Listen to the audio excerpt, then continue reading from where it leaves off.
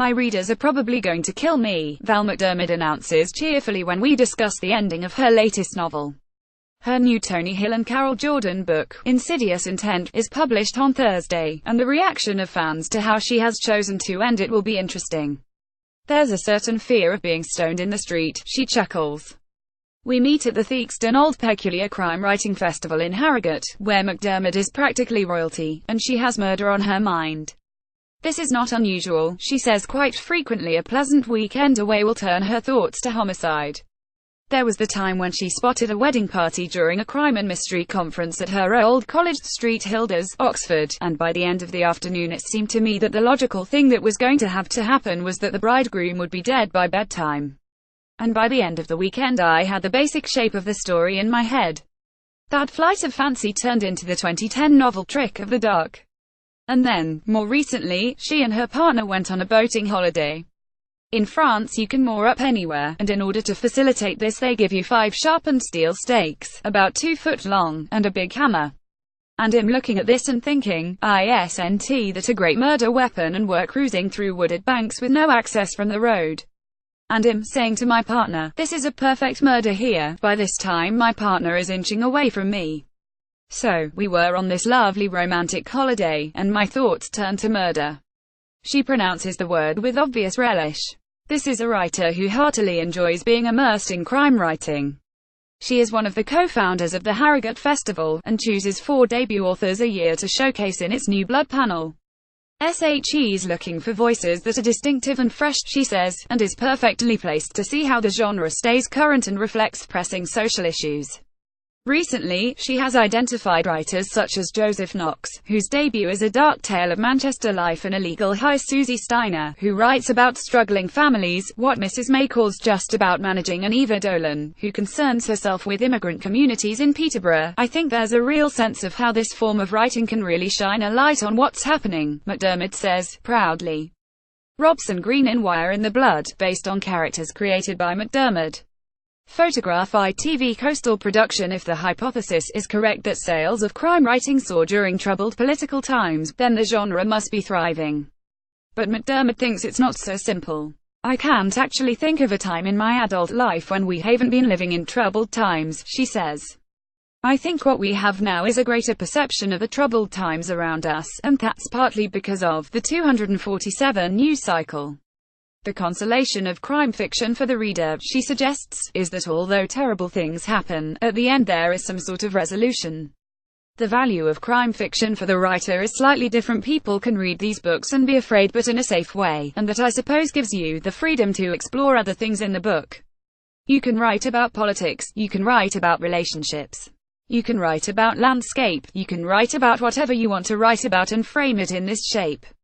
McDermid's last novel, Out of Bounds, for instance, included a group of Syrian refugees.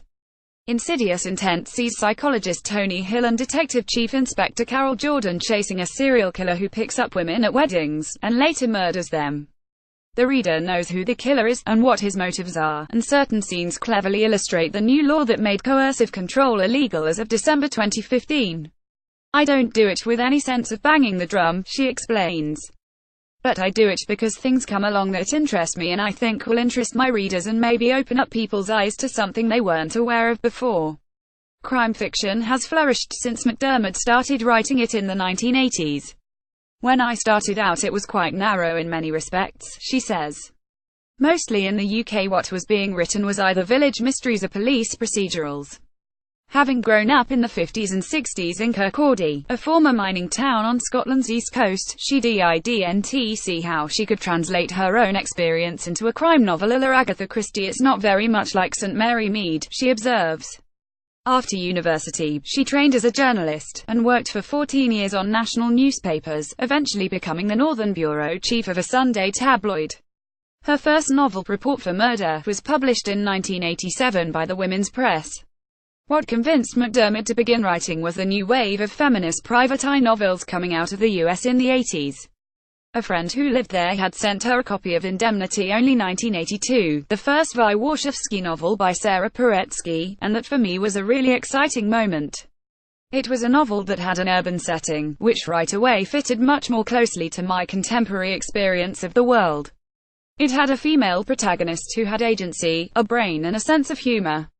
The other thing that struck me about those books was that there was a politics and an organic nature to them.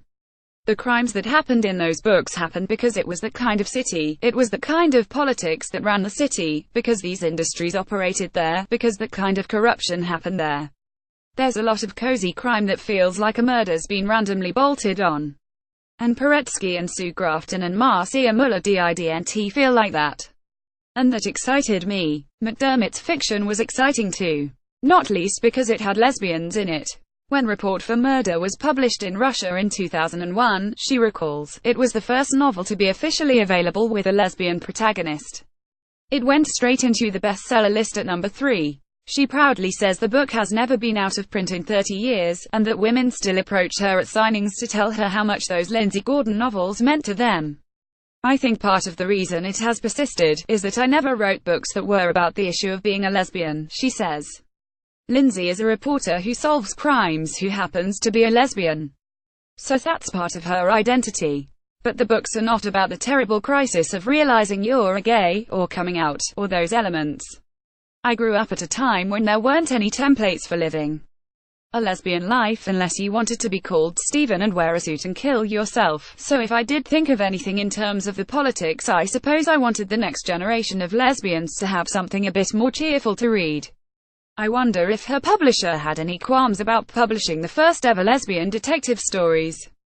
Not in the way I think, she laughs. I did have some quite vigorous discussions with a publisher. Because Lindsay Gordon is a reporter, and SHES a reasonably successful freelance, but SHES a bit flash.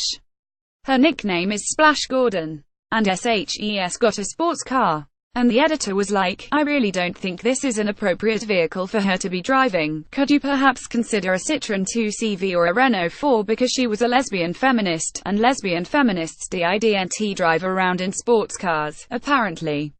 She is keen to point out that she drives around in a sports car to this day. She also sponsors a stand at Wraith Rovers ground in Kirkcaldy. What on earth would the 1980s lesbian feminists say? McDermid married her partner, Professor Joe Sharp, in Edinburgh last October, and says she has never been happier in her life. Their matching wedding rings have a squiggle through the centre, tracing a wiggly line around the coast between their places of birth, Kirkcaldy and Perth. Sometimes geographers can be romantic, she says, beaming. I think it's still important to be publicly open about my sexuality, about who I am in the world. It's not all of who I am, it's not necessarily the most important thing about who I am, but it's part of who I am. And there are still a lot of people for whom it's very difficult, if not impossible, to make that declaration.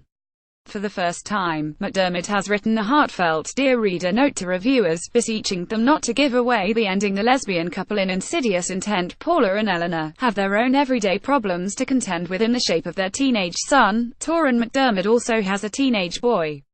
The unit's tech expert, Stacey Chen, has a major role to play. She has had to become a fuller character to resolve the difficulty of making policing be computer interesting to readers, McDermid admits. Fans can look forward to some excellently gory forensics, too, of course. But the stars of the novel are Hill and Jordan, the veterans now of 10 novels, and this time they are really feeling the strain. For the first time, McDermid has written a heartfelt Dear Reader note to reviewers, in advance proof copies of this title, beseeching them not to give away the ending. What you can say is that I have adhered to my promise that I would never kill either of them, she tells me, strictly. Even more nerve-shreddingly, the next book I'm going to write is another Karen Pirie, the investigations of a detective chief inspector set in Fife. And the one after that I think is a standalone. I'm leaving Tony and Carol there till I know exactly how I'm going to move forward with them. This is why McDermid fears readers bearing rocks. Where do her characters go when SHES writing about other worlds? I don't know, she says with a shrug. They go to Spain, or they go to the supermarket, or whatever it is they do. When I'm writing Tony and Carol, I'm not thinking, what's Karen doing today? SHE's out of sight, out of mind, sorry. And then when I go back to them, I'm thinking, okay, what have you been up to when wasn't looking? Meanwhile, McDermid has a writing project for Edinburgh's Hogmanay. Her story, New Year's Resurrection, will be projected onto the city's buildings, in an interactive, multimedia tour of the city that is making her gobsmacked and mildly terrified. The more you get out in the world, the more you talk to people and the more you experience, the more possibilities open up for you. It all makes me into a better writer, and that's what matters. Insidious Intent is published by Little, Brown. To order a copy for £16.14 RRP £18.99, go to bookshop.theguardian.com or call 0330-333-6846. Free UK PP over £10, online orders only. Phone orders min PP of £1.99.